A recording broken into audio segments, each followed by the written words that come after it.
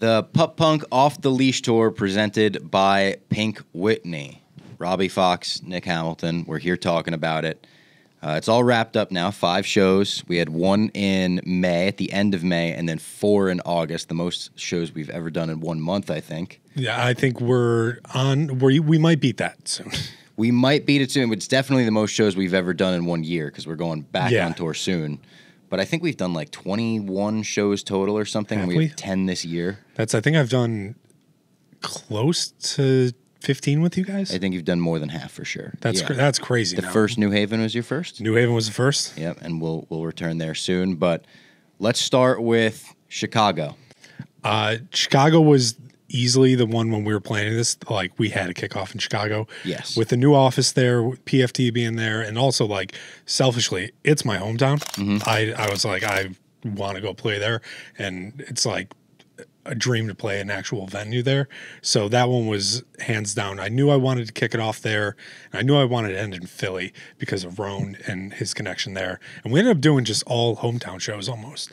A lot of hometown shows and 5 cities we've never done before. Yeah, I was shocked that we'd never done Chicago. Yeah, that is crazy, especially because Barstool moved there over a year ago at this point, right? Yeah, we've had opportunities too where like it just hasn't worked out schedule-wise, where like Wish Fest and stuff like that has reached out, but we never have actually been able to go and like make any of those happen. So to finally be able to do it in Joe's place, like 1,000-person venue, that was unbelievable. Yeah, biggest venue of the tour, sold it out and then some, wall-to-wall packed. Also made it more special that everyone at the Barstool office was there, the Chicago office. So you had everyone in the rafters. Every time you looked up, you saw like another friend, or for you, a family member. You had like 30 family members there. That was incredible. Everyone showed out. I think my uncle bought majority of the T-shirts. Your dad was giving darts to fans after the show. I got tweets from people like, never thought I'd be able to share a dart with Nick Hammy's dad. I'm like, the Hamiltons were just running the show. It was great. Yeah. But that was incredible. That was still to this day one of the biggest shows. It's the biggest show we've ever sold out. Definitely one of the biggest shows we've ever played. Yeah, that room was so cool where it's not a deep room, but it's a wide room. So like for 1,000 people to be only like 15 rows deep, like just spread out like on top of you, like you felt this stage like shaking the whole time. Like, you felt it shaking when Mincy was contemplating a stage dive for sure. We brought Mincy up to stage dive. It was his birthday. And we also didn't tell him that we were bringing him up to stage dive. He just thought he was going to come up for a moment. You guys may have seen the video of Baniewicz crowd surfing. Do you want to try it again?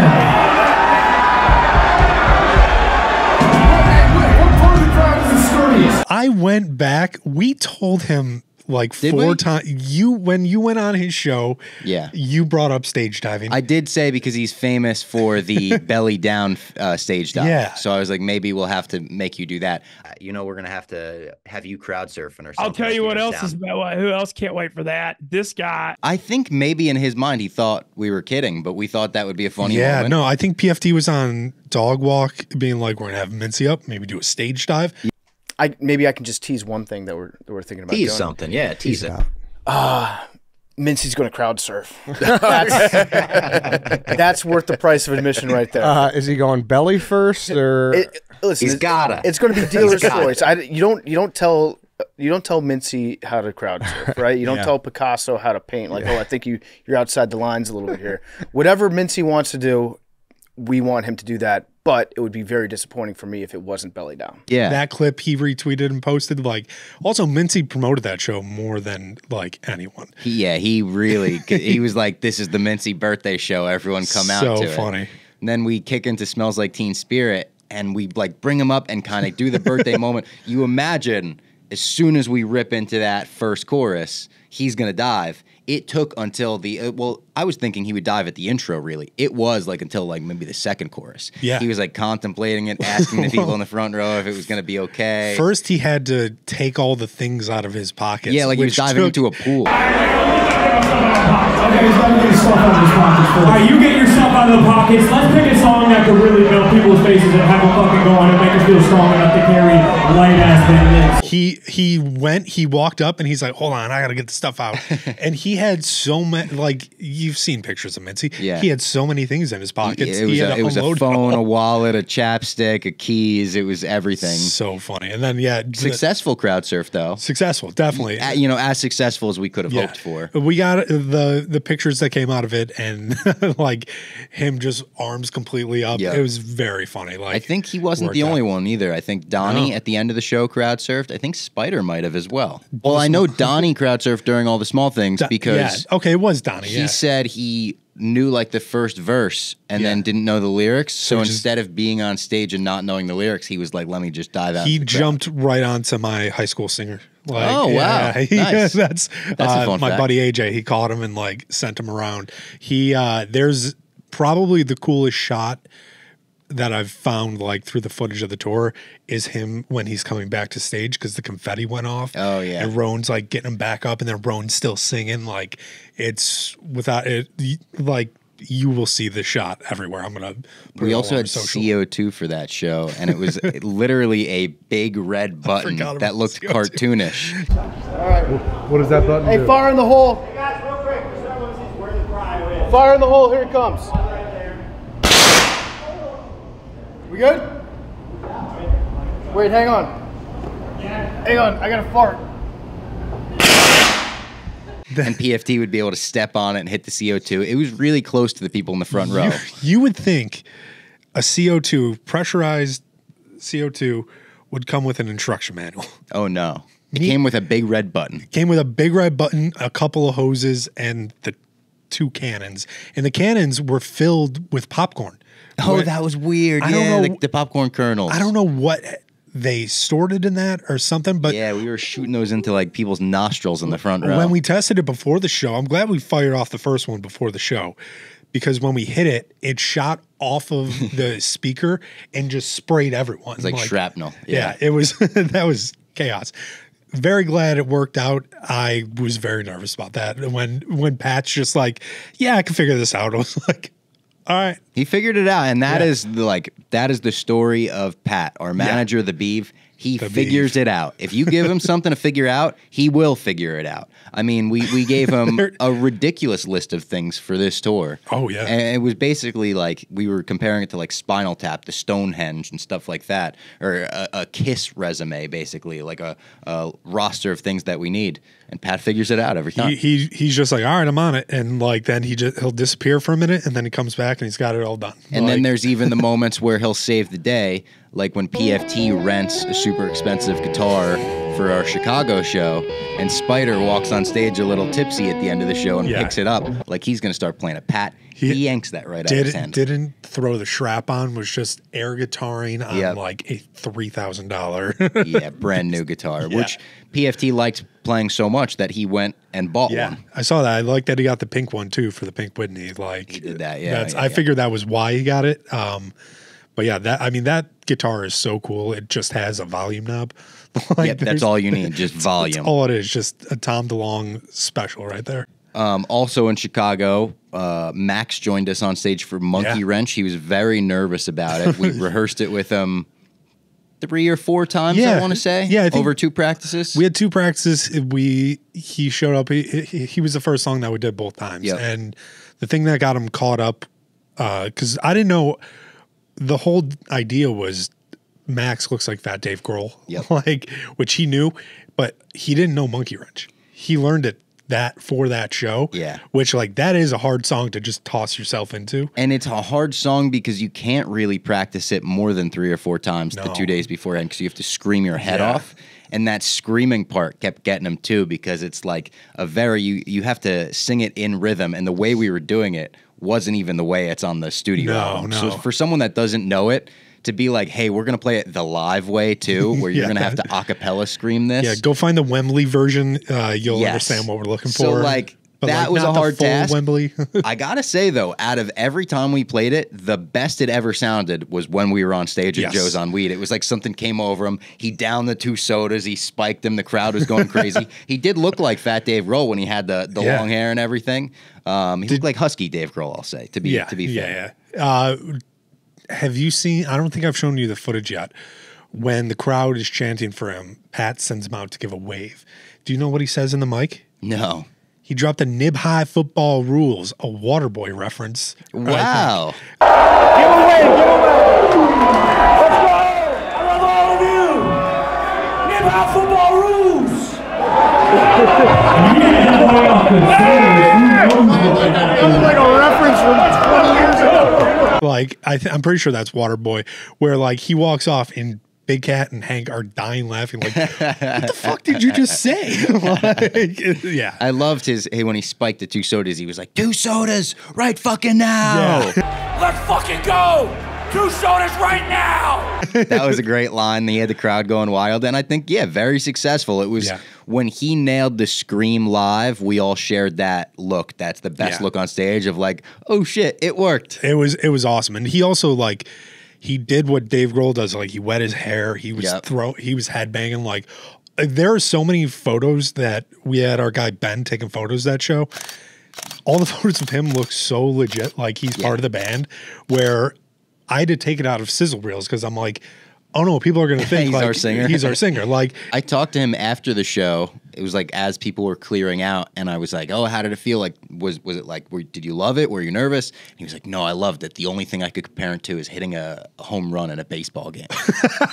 And I was like, "Hell yeah!" I'll believe it. I've never been able to hit a home run at a baseball game. Me neither. Yeah. Me neither. You know what though? My last Little League game, inside the park home run. How about that? Hell yeah! Went out with a bang. That's awesome.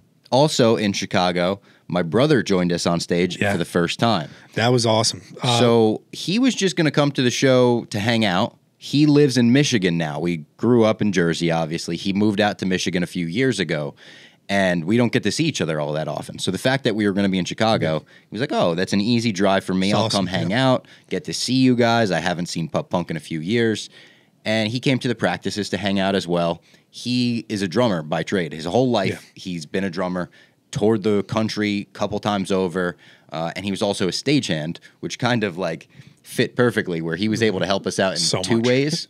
Able to help Frankie out in practice, simplifying some fills and simplifying anything for him. He became like a translator for us and Frankie, where Frankie will sometimes turn to me and be like, what do you think I should do? And I'm just like, oh, I don't know. Like, I have no idea. And then my brother could be like, here's exactly what you should play, and make it a little easier than it is on the album, because we're not a real band. We need to simplify some things, but also make them sound close enough where people are like, oh, this is the song that I love. Yeah, no one's going to like notice it. Like you don't notice the extra hits between everything. Like, so as my brother's hanging out at one of these practices, we're talking about doing Wagon Wheel, which is kind of a staple on the Pup Punk set list. Frankie always sings it, and I know people will roll their eyes sometimes, but I swear when Frankie starts singing Wagon Wheel, the crowd goes crazier for that than maybe anything else we play. I feel like we have that perspective because I feel like musicians will be like, oh, Wagon Wheel? Yes. But I mean, sometimes we play venues that say like no Wagon Wheel, and we're like, we're playing Wagon Wheel. Yeah, it's like we're absolutely doing and that. We do it kind of like, we do like a halftime Wagon Wheel, like a real sing-along thing. Yeah. Frankie will usually sing it and play drums at the same time, but it's always been something where he's like, I kind of just wish I could just sing it. Like keeping tempo and singing it at the same time from behind the kit, it's difficult. So my brother was like, hey, if you want me to, I'll come out of retirement for a song. Wagon Wheel's easy enough. And Frankie was like, oh, I would love that. Let's practice it. We practiced it once. It sounds great. Yeah. There was we quickly were like, all right, we got to do that. We didn't tell him about the stop that we do. And he inherently knew it, because like if you play with bands for long enough, you could tell when like that's building up to like a I gave him the little guitar lift. Yes. Yeah. And like the little like, and here. And once that hit, everyone was like, oh shit, this is gonna work. The stop was crazy. That was moment of the night. That was sick. That was my first rodeo, boy. That was fucking sick. And Frankie was just able to focus on singing, and Frankie's voice is incredible. Yeah. Like that's something that's so hidden in Pup Punk when he's just doing harmonies or something. She's a model, you don't know her. She lives in Canada where it's colder. I'm in love and you're not. My real girlfriend's really hot. But now him being able to get out to the front of the stage, be the front man for a song, he's also just a charismatic front man, because Frankie's a ridiculous human being. Whenever he does, when we go quiet and he lets the crowd like start chanting. Like he always has the most serious look on his face, just like I think it's the Dave Grohl fan in him. In his mind, no matter what venue we're playing, I think when that moment hits, he's in Wembley. Yep. And that's just, he looks at all of us with the most serious look, like we're going to war together. And then just pulls something from the bottom of his balls. Is that stop what we do pretty much based off the monkey wrench stop at Wembley? I feel like it is, yeah. We've also included in more songs. It's not like specifically Wembley and monkey wrench. A lot of bands will do that. Like stop, let the crowd breathe, and then let the singer bring it back. Yes. But like that fucking hits every time. We just did it for Happier Than Ever. That's right. And that worked really well. That hit really hard. So we were able to do that with my brother. It went so well live in Chicago. And it was so cool for me because he's 12 years older than me. He's the reason I love music. Every band that I love that we hung up posters of behind us, he introduced me to. But we've never really like played a show together. Yeah. The closest to that is he filled in for the drummer of my middle school band at my 7th grade birthday party, and we did a bunch of all-time low covers. But like that was in front of like 10 of my friends. You know, so this was a sold-out venue, over 1,000 people. It was like one of the biggest shows both of us have played. To do it together was awesome, and then pretty quickly he just became part of the tour. That's immediately following Chicago. I got a text from Frankie. I just went to look it up, actually, and when I was scrolling through my phone, I have like 3 texts from Frankie. Do you have sticks? Yep, Frankie never has sticks. And also doesn't really know how to set up a drum kit. So it was convenient that we had my brother along for the ride. It's such a running joke now where it's like, he'll get there and just be like, yeah. And like all the sound guys are like, you have a drum key, right? And he's like, no. Yeah. It's always like, and I'm kind of the same way, you know, when we rent gear and it's like an amp that I've never seen before, me and Frankie will look at each other and be like, how long is it until we tell the venue that we don't know what we're doing? No, Pat always rents me. It's the same thing every time, but I have not really fucked with it that much. I know enough about sound to like tune the tone knobs a little bit, but I don't fuck with the foot pedals on it. I don't do anything. In DC, I actually like raised my hand and told the sound guy, hey, I'm getting no sound out of my bass amp. And he kind of looked in the back and he was like, you got to plug it in. That's right. Yep. Hand up. My bad. The amount of times I've done that, like here with different equipment stuff, and it's just always ingrained in me. I'm like, I will check all that and then I'll go ask. But yeah, after Chicago, Frankie pretty much demanded. Texted me immediately, was like, do we have it in the budget to bring him along? And I was like, I'll find out. And luckily, like, we were able to, because your brother's so helpful with that, where like he also will help keep Frankie on time. Yes. Where like, He's like the Oz. He's the wizard. Yeah. he's behind the curtain, sometimes clapping. Yeah. Or even like on a song like Zombie, he'll grab a tambourine and we have a little percussion session. That's huge. And then even recently, adding the while Frankie's soloing. Oh, like a dueling drum solo. Like a dueling they do drum at the solo. End of the show. That's pretty sick. Yeah, he'll just hit the floor tom and like make it erupt. And after the first show, we were like, all right, obviously we got to do that wagon wheel moment at all of these shows, but we've added songs as well. So like in Columbus, Frankie sang My Friends Over You with Mark Titus, and my brother drummed on it. When Oasis got back together, Frankie wanted to sing Don't Look Back in Anger, and my brother drummed on that. Don't Look Back in Anger is so good. We did a couple different songs with my brother, but every time it was just awesome, especially the last show in Philly. Our mom was there. She made a custom shirt with like us on it, said like My Pups. Yeah, that was so cute. It's the most Mama Fox thing in the world. But like for her to be able to see that in front of a sold-out crowd, both of her sons playing together, it's like the best thing ever. There was a moment during Wagon Wheel where I was starting to get emotional at that thought. I was like, that is such a cool moment for you guys to be able to like have that. And like, because even when I was in Chicago, I was getting all teary-eyed, being like, I got friends here, my family's up there, like, and also I kind of shoehorned this one in, but Black Parade went off. That's been a dream of mine, to go out during an encore and just hit that first note. And to be able to do that this tour has been awesome. And also, like, that's going to stay. We did the Black Parade jackets for Chicago as well, and we had them side stage. We were like right before we went on, we were like, oh, fuck, we're going to do the Black Parade jackets when we come back for the encore. Let's have someone throw them on the side of the stage.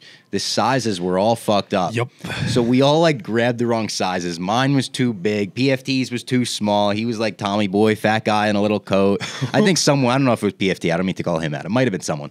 But I also didn't account for like when you play a full show and the lights and everything, you're going to be so sweaty. And they were like satin jackets. Yep. It was like sticky to like get in them and get out of them. I think I was ripping it like the inseam as I was putting it on because my arm was just stuck to it. It was a kind of a disaster, but it looked cool. I think. I don't know. Next time. Yeah, that's me.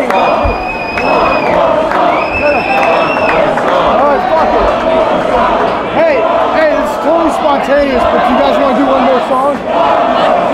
It's totally spontaneous, but you guys want to do one more song? Wait, and these jackets we ordered? Hey guys. This is totally spontaneous, but you guys want to do one more song?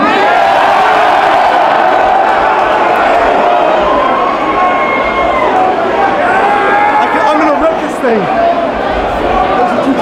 I also might have gotten your jacket because mine was very small, and I was like, Frankie might not have even been able to fit into his. I don't know, but yeah, Caroline belted that one out. That was one where like Gerard Way has one of those voices where he's like screaming, yelling his head off the whole time. Yeah. Some of those are hard for Rone to sing. Yeah, and adding Caroline to the group, that has opened up a whole new door. I mean, Zombie was an addition to this tour where it was like... I've never been so wrong about Zombie. It was such a last-minute ad, and I was kind of on your side. We were like, Zombie, do we want to do Zombie? Because we had it... I think we had it in the encore at first, or like close to it. Yeah, and we were like, probably throw it earlier on in the set. Like, it's... Obviously, people know Zombie, but it's not the pop-punk vibe, or people going to really fuck with it. Zombie might be the song that goes the hardest on every single set now. Every single one, and like all the videos that come out from it, like everyone's phones go up for the chorus, everyone screams it. Caroline obviously sounds great on it. And like, I'm also like, I think with the addition, one thing we added on this tour was the in-ear monitors. Yes. These are awesome. What are we doing right now? We are doing sound check for in-ear monitors. How many shows have we played? 24? 20? 20, I think. 20 shows. They did one without me. No, 2 without me. Which is fine. I've done 18. Never, ever have heard ourselves play music. 20 shows. This is our first time ever having in-ear monitors. Our sound engineer's like, you're going to love it. It's like, yeah, I can hear myself. With the addition of that, we're so tight that all those phone videos sound good. And you know what? That is the most like satisfying thing. We don't get to practice a lot. No. Like for all of these shows, especially now that PFT lives in Chicago and the rest of us are in New York, we have maybe like one practice the night before a show. And that's pretty much it. And we won't even go through the full set list sometimes. It's like, let's go through the stuff that we really need to hammer home. But to be on stage and to click and to realize like, oh shit, even if we're not the best band in the world, we have chemistry with each other, and we are tight with this stuff. That's awesome, and it's very cool. Like because as you play more shows, like it's just getting better and better. Like we're all able to anticipate each other more, and it's definitely helped in a few songs. I got to go look at what the runtime was of it, but in Chicago when we played Torn, I think it was 8 minutes. Oh, we went so long on Torn. We went so long on Zombie in a couple cities where PFT just started soloing, and we're like, just solo as long as you want to solo, brother. And 15 minutes later, we're ready to wrap up. And we're not sure, like, in the beginning, we weren't sure, like, how to get out of it. And now, like, we all have the looks down where it's like, okay, and here. And it's like, you almost get, like, a look. You don't even talk about it. It's like, all right, one more measure. And down. And like, one of my favorite moments on the whole tour was in Columbus when we bring Mark Titus up to do My Friends Over You. Yeah. We said, obviously, Columbus legend, let's bring up Mark Titus. Told him, let's do any song you want. He requested My Friends Over You, which is such a hard song to sing. Crazy hard. So we're like, oh, shit, this is going to be hard. Frankie, why don't you help him sing it? Yep. Just because Frankie could hit those real high notes. Mark Titus is admittedly, he's like, I'm not a singer. Yeah. So we have my brother drumming on that one. And once they hit the bridge, which is a little bit of a confusing part of that song if you're playing it, Mark Titus goes into the chorus one measure too early. Yep. And me, PFT, you, my brother, we all look at each other and we realize what's happening and we go into the chorus with them. And it was pretty flawless. That was one of my favorite moments of the whole tour because it was like, oh shit, it has the potential to go off the rails right here. Yep. And we locked in. Yeah, no, that was cool. That was such a fun city too. Columbus, I've been there twice now. Once for KFC Radio Live and then now for Pop Punk. And both times, like, it hasn't been like a busy football weekend, anything like that. Columbus shows up and they go fucking hard. Columbus was awesome. That was at Skully's, which is a classic Ohio State music venue bar. I think it was like a 500 capacity show that we put 600 something people into. And if I'm being honest, it probably was a 300 capacity room.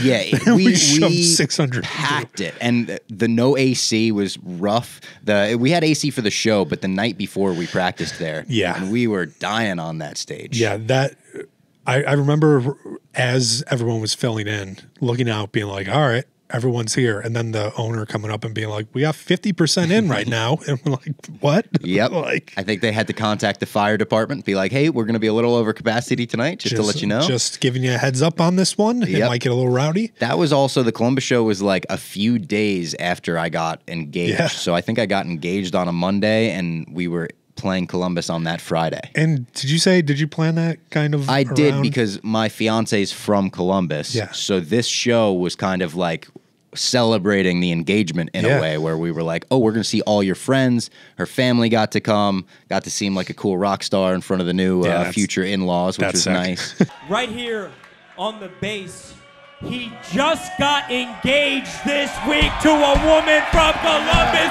Make some noise for Robbie Fox! Let's go, Robbie! And yeah, we packed the place, and it was just so much fun. The balcony, being able to like look out from the green room and see the crowd filling in before the show, that was sweet. That was very cool. Oh, the practice. So the night before, we all fly into Columbus. We're hanging out in the short north. Went to a toy store, that awesome toy store that was down the block from the hotel. I ended up going to that. Walking around, it's just a nice area. And then we have practice at night.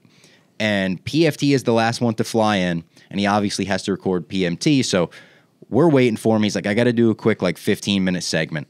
I don't know what happened, but the 15-minute segment turned into podcast. It was a full podcast. It was like 2 hours later we were there. And we weren't really complaining.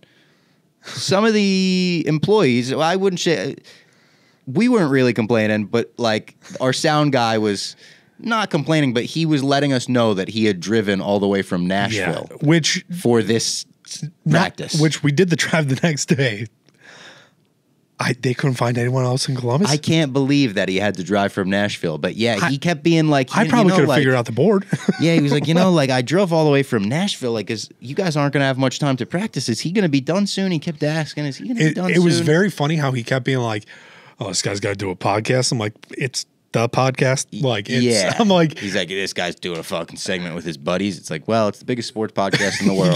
It's like, it kind of funds all of this, So he's got to do that podcast. We got to give him some time. That was very funny. When he wrapped up and we started going. We're going through, and the way soundcheck works, you go through every instrument and then you do it all together.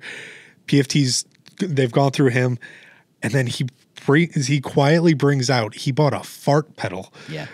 And a fart pedal, if you don't know it's coming and somebody starts playing it on an amp, it sounds like the amp exploded. Yeah, basically it turns every note on the guitar into a fart noise. Brand new pedal. Beforehand, good in practice, and then there was so loud it got it completely distorted. Wait, let me switch it over to wet mode. Oh, dude, I don't know what you guys are background noise in my ears. Hey, give me that guitar again. It was just chaos.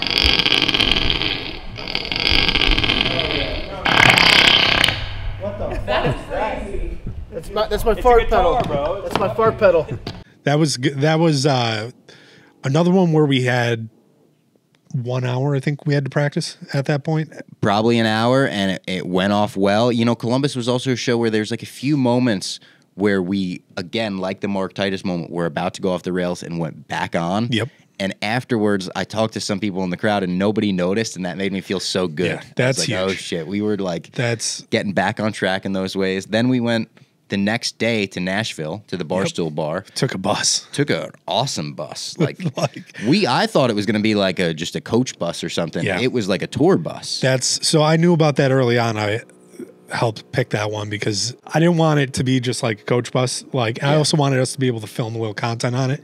We didn't because we went out to John Boy, shout out Dante, the night before, and some of us were a little tuned up. We needed to sleep on the bus. It was necessary that everyone slept on the bus before the Nashville show.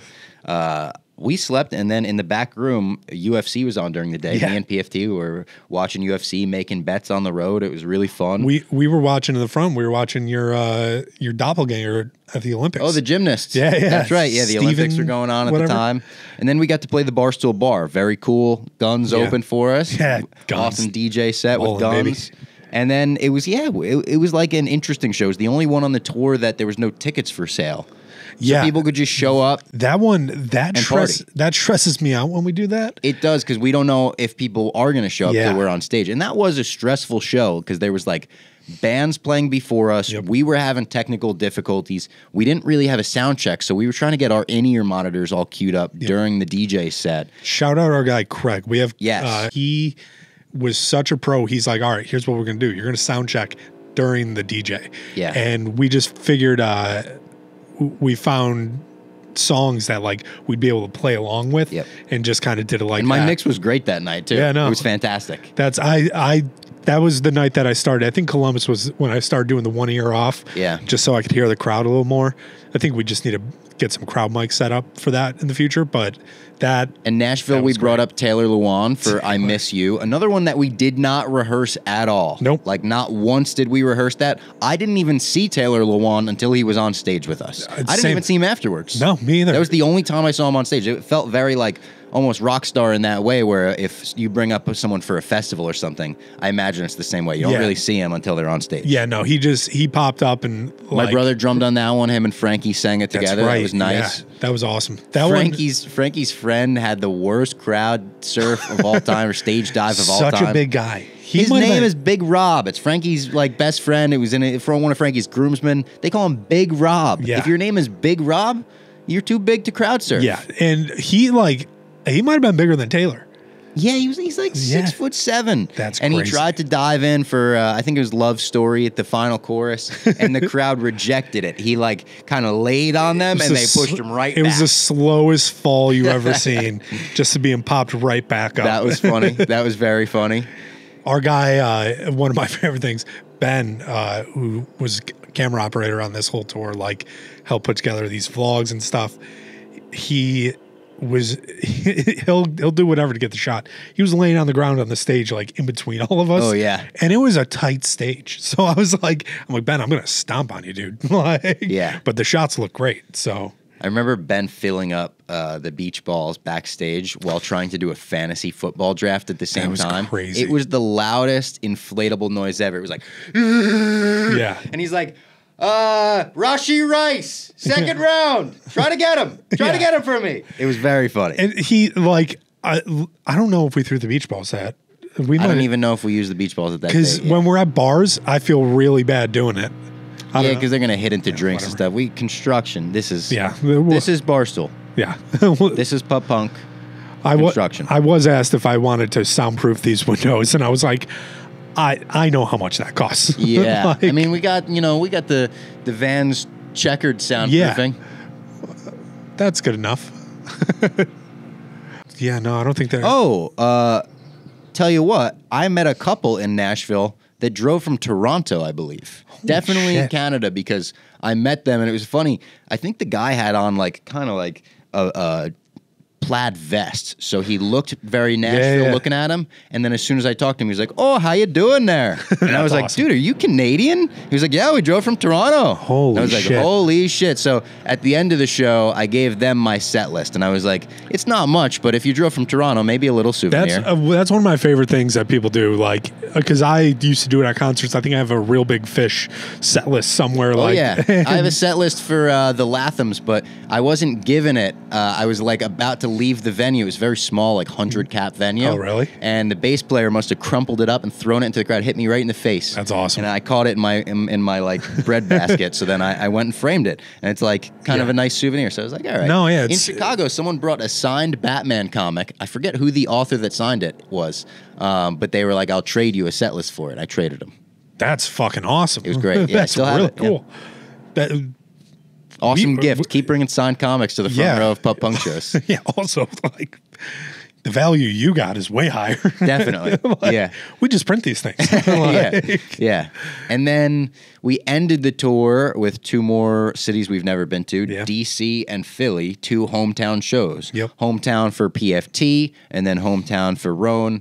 PFT and Rone's moms came to the first show, and then me and Frankie's moms came to the second show. So it kind of was like this was a very big like. It was a mom weekend. Tour. Yeah, it was very fun. It was wholesome. Yeah, it's awesome. Pop punk we're like very crass and obviously pop punky on stage, and then very wholesome backstage, which is sometimes a weird dichotomy when I wear a boner shirt and I think I'm funny, and then my mom wants to take a family picture, and it's like, oh, I'm so embarrassed I'm wearing this right now. I didn't even think of that. Yeah, I was really embarrassed. Like all the family pictures we sent in the group chat, I'm wearing a boner shirt, and I was just like, ugh. The photos I have with my family from Chicago, I'm wearing a "do not give me a cigarette" no matter what I say, like not even if like I'm on fire or something, and I'm smoking a cigarette with my dad, and I'm like. Oh, yeah. Whoops. And the last 2 tour dates, we also were kind of like nervous about how many people would show up. And we always get nervous about that. It's always we're peeking behind the curtain before the show starts. We had absolutely nothing to be worried about in either city. No. They were 2 of the rowdiest crowds we've ever played in front of in our entire lives. That's those 2 crowds, like to end the tour like that was so exciting. Like, because also I love the venues. They're like basement venues, low ceilings, which like pillars. Like it felt like punk rock. And both venues, I've been watching my favorite pop punk bands come up through on YouTube. Like I watched Neck Deep did like 3 sold out shows at Underground Arts where we played in Philly. That's awesome. And I was watching those videos 2 years ago, being like, oh my god, that venue looks sick. Crazy. I would love to play there one day. Underground Arts, like you walk in. You go down the stairs, and when you take a turn down the second set of stairs, you're like, oh, I'm in a punk rock venue. You feel like you're either in a punk rock venue or a paintball venue or something. Yes. Like you have all the like the black light, neon lighting, and it just looked awesome when we went in there. It looked like something out of like a movie or something. Yeah, that was very cool. I was very excited when I walked in there because I didn't really look up pictures of that one before. That green room was also something out of That 70s Show. Coolest it was the biggest green room ever. You know, wood on the walls, cool posters, the men's zingers, had a whole all these cool room. bands. Wet Leg. DC was really cool because for the first time ever, we had a band open up for us, and it was not just any band. It was one of PFT and Pat, our manager, one of their favorite bands growing up, who they've seen over 20 times live. Legendary band from DC, the Pie Tasters, a ska band. I actually attribute like part of those rowdy crowds, I think, have so much to do with that opener. Yeah. Just to get people loose, like, because they're like when you're just walking into a venue and then the show starts, like I think there is a gear that you have to shift in your mind to like kind of dance around, be carefree, and like having those guys, especially the Pie Tasters, who were unbelievable, 10 guys on stage. So good. So cool. Like we had our guys, John Kelly and Tom Meenan, come out, and I had them. I was like, go film some of them. Cause like they're awesome. Yeah. And like, you could see like the crowd start, like, I think they were getting like a little mosh pit going at one point. Oh yeah. It was like a little circle pit. They also brought up PFT to do a song, which was cool. Such a cool moment for him. Also because the Pie Tasters, a lot of them are fucking big dudes. So they give PFT the guitar and he's all the way like down here with it. The strap is so low. He looked like a little kid. He was in both the joy on his face in getting to play with one of his favorite bands. He was, and the fact that the guitar was way too big on him. I mean, Pine Station, fucking legends. Absolute legends. That was fun. That's fun. Yeah. Good shit, brother. That's good. I haven't been that nervous on stage in a very long time. Really? And it's like a very easy song to play. And I'm like, Spice Sisters. That's what we got him walking off the stage, and he was just like smiling ear to ear. Like, it was all. We were standing side cool. stage for a lot of their set, just watching them rip it up. Their drummer was absolutely ripping it up. But that was like, we've never had an actual band. We've had DJs, we've had Francis, we've had like comedians. Never had a band open up for us, and that was, they couldn't have been like better. They were standing side stage for our set then. Yeah, that was cheering awesome. us on. I didn't waiting expect for us in the green room afterwards. I didn't expect them to stay. Yeah, that was really cool. That was very cool of them because, like, obviously, like, for as big as they are, and like they're so known in DC. Like when I was talking to just like Nate out here, he's like, "Oh, you guys have a band opening?" And I was like, "The Pie Tasters." He's like, "Of course, it's the Pie Tasters." Like anyone awesome. from DC knows that. That's even like I was talking to our equipment guy Joe. He's like, "Oh, the Pie Tasters, hell yeah!" I'm like, all right, awesome. Like, definitely got to go listen to them more now. But yeah, check them out if you haven't. They're awesome. And then in Philly, we did some rap for Rone. Rone got to show off his bars. He did the Seed 2.0 by The Roots, which was a cool little tribute to Philly. We added a couple last-minute songs in Philly. We just didn't want to get off the stage, so we had like a 3-song encore planned. Went backstage after the original set, and Rone immediately was like, "Hey, I think they would go fucking crazy for Smells Like Teen Spirit. Let's throw it in the set." Wasn't even on there. 10 more songs! 10 more songs! 10 more songs!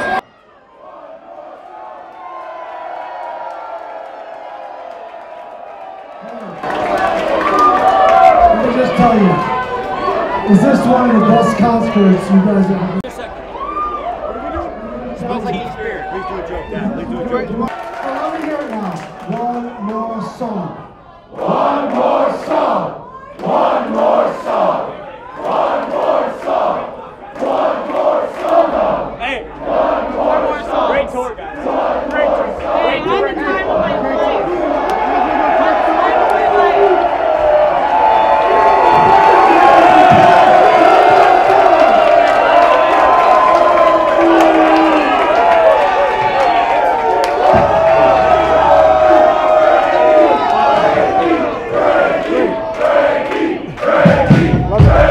He was right. They went crazy for it. It went off as hard as anything we played that night.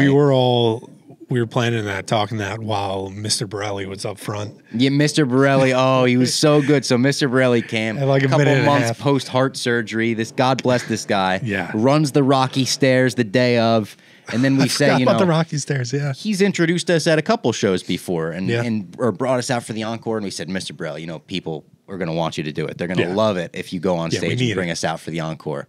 So he says, like, you know, thank you to everyone for the support. Post-heart surgery, it means the world to me. Now let's get punk out here for one more song. And it took us a beat. I don't know if Frankie was pissing or something. Frankie had to piss during that show. I didn't know where he went. I was nervous about him.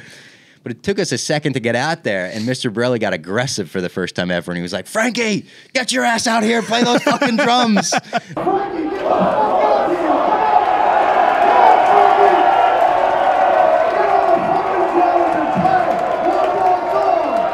And it was amazing. And then afterwards, I saw Mr. Borrelli at the after party, and he did like the Paulie Walnuts thing to me, where he's like, "You hear what I said? I said, get your ass out here and play those fucking drums." That's great. It was so funny. But that was also like such a fun green room. We had friends, family, like so cool, packed with people. Obviously, Rone had so many people. I had friends come up from Baltimore and Nashville. It was like so cool. And afterwards, this is one of my favorite stories from Philly. We go to the after party at the Barstool bar. We have such a good time. We're drinking, and we all walk back to the hotel together as a group. And we're all a little bit banged up, obviously. We get back to the hotel room, and I had just said goodbye to Pat, our manager, 2 seconds before we get to the hotel. When I get back up to my room, I get a text from him, and it reads, "The greatest director of all time is dead." And I'm like, what? And my heart drops. I'm like, did Spielberg just die or something? Yeah. And then the next text comes in, Wes Craven has died. Pat was a little too banged up to realize it was the anniversary of Wes Craven's death. He had not just died. He died like 15 years ago. Yeah. So he died many years ago. And after our Philly show, the first thing Pat thought when he got back to his hotel room was that Wes Craven had just passed away. Dude, I had no idea. And I was so banged up that I mourned the death with him. I mourned the death with Pat. So there was a moment after our Philly show where me and Pat were in our hotel rooms going, oh man, Nightmare on Elm Street, Scream, what a legend.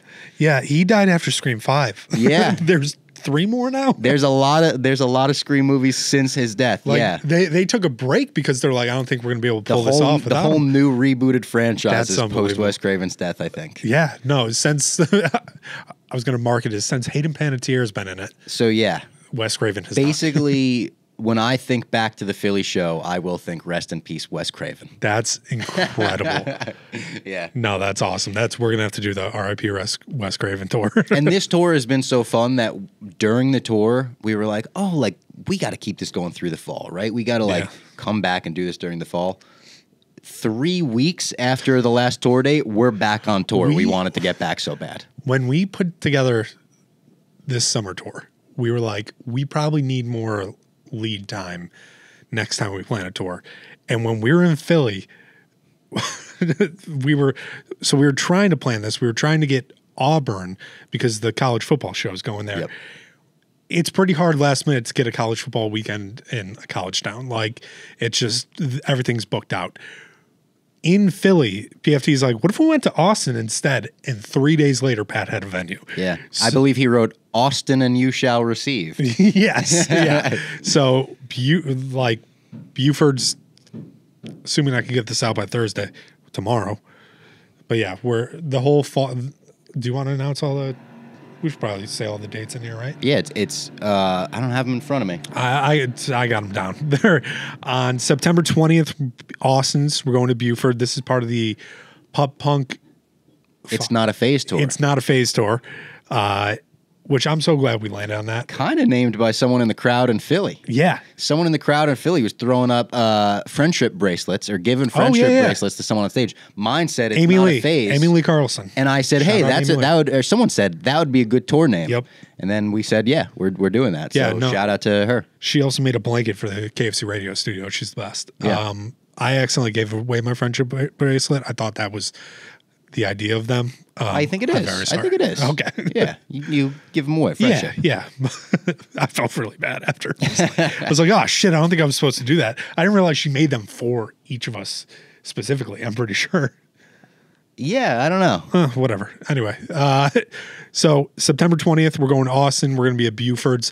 November 1st, Halloween show. Halloween's on a Thursday. This is a Friday show. We're going to be doing New Haven, Toad's Place. We are going to have a costume contest.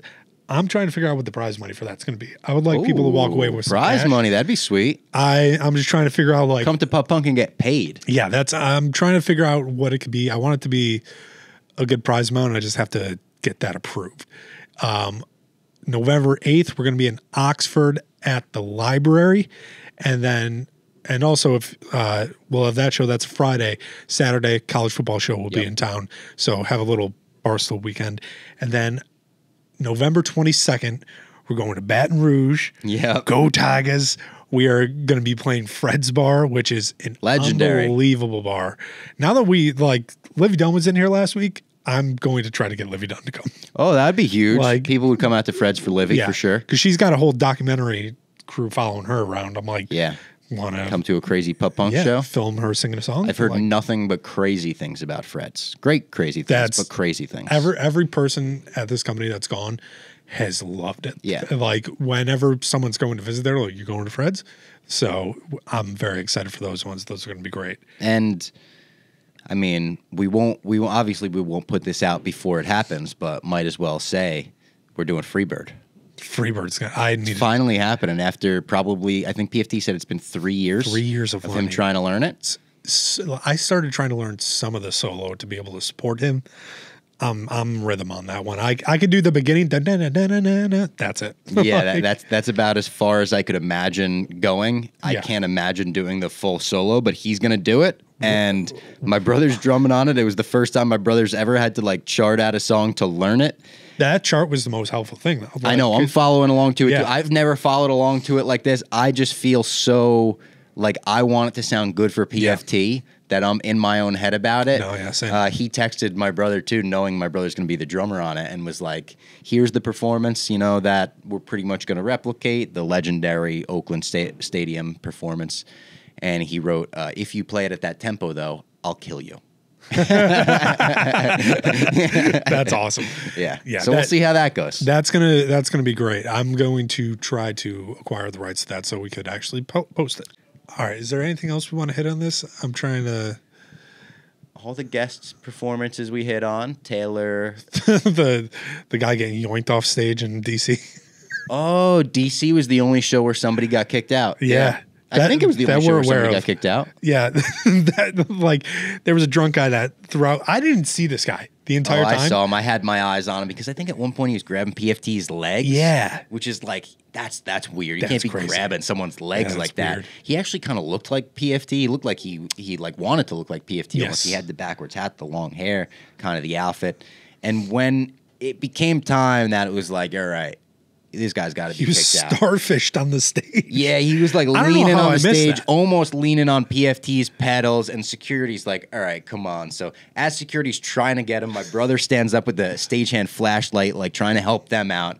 And then the guy's move, I've never seen this before, to refuse to get thrown out, was to slow motion throw himself starfish style onto the stage. And he was like, I'm not leaving. And then as we kick back into the song, it was Teenage Dirtbag. Yeah. Dun-na, dun-na. The security guard yoinks the guy right off the stage. It was almost like the security guard was waiting for us to go back into the song for his moment, and it was pretty awesome. And no ill will towards that guy. Sometimes you just get a little too wasted at a pop punk show. That's what happens. It happens. Happens to the best of us. I love that guy. That was so funny. Hey, thanks for watching. Make sure to like, subscribe, and leave a comment about what you want to see more of on this channel. If you want to come see us live, on November 1st, we'll be in New Haven, Connecticut. On November 8th, we'll be in Oxford, Mississippi.